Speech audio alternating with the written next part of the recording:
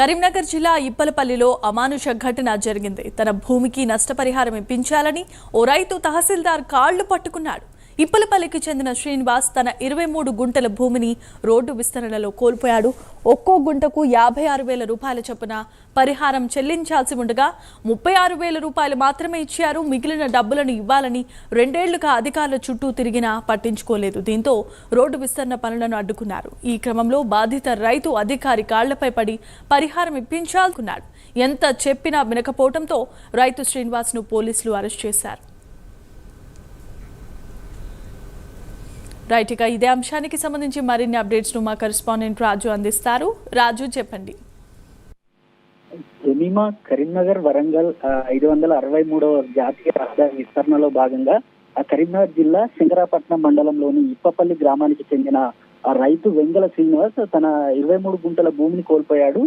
ఈ నేపథ్యంలో ప్రభుత్వం నుంచి ఒక్కో గుంటకి 36,000 చొప్పున పరిహారం అందిందని, కానీ తనకు 56,000 రూపాయల చొప్పున పరిహారం చెల్లించేయాలని రైతు శ్రీనివాస్ అధికారులను వేడుకుంటున్నాడు. ఈ మిగతా డబ్బుల కోసం 2 ఏళ్లుగా అధికారుల చుట్టూ, ఆఫీసుల చుట్టూ తిరిగినా తనని పట్టించుకోవట్లేదని అయితే బాధితుడు శ్రీనివాస్ ఆవేదన వ్యక్తం చేస్తున్నాడు.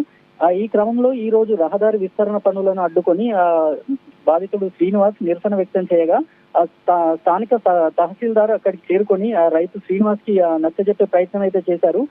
దీంతో రైతు వెంగళ శ్రీనివాస్ తహసీల్దార్ కాళ్లపై పడి తనకు పరిహారం ఇప్పించాలని వేడుకున్నాడు. ఈ సిబ్బంది ఎంత వారించినా రైతు శ్రీనివాస్ వినకపోవడంతో పోలీసులు వచ్చి బలవంతంగా అరెస్టు చేసి అయితే స్టేషన్ కి తరలించారు. మొత్తానికి కరీంనగర్ వరంగల్ జాతీయ రహదారి విస్తరణలో భాగంగా భూములు కోల్పోతున్న నిర్వాసితులకు సరైన పరిహారం అందించకుండానే అధికారులు చేతులు దులుపుకున్నారనే విమర్శలు అయితే వెలువెత్తుతున్నాయి. ఒకవైపు శరవేగంగా రోడ్డు విస్తరణ పనులు జరుగుతున్న నేపథ్యంలో తమకు సరైన పరిహారం ఇంకా ప్రభుత్వం అందజేయడంలో విఫలమైందని రైతుల నుంచి అయితే ఆందోళన వ్యక్తమవుతున్నాయి. 2 వరుసలుగా ఉన్న రోడ్డుగా ఉన్న కరీంనగర్ వరంగల్ రహదారి ప్రస్తుతం 4 వరుసలుగా రహదారిగా విస్తరిస్తున్నారు.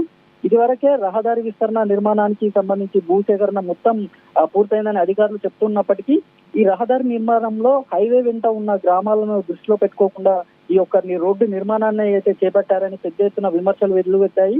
మరోవైపు ఈ నిర్మాణంలో నాసిరకం పనులు చేస్తున్నారని NHAI అధికారులు ఇదివరకే వ్యాఖ్యానించారు. తాజాగా సరైన పరిహారం అందని ఈ రైతులు ఇలా తిరగబడడంతో మరోసారి జాతీయ రహదారి విస్తరణ అంశం ఈ కరీంనగర్ జిల్లాలో తెరపైకి వచ్చింది చెప్పవచ్చు. Jemimah, right, thanks for the updates Raju.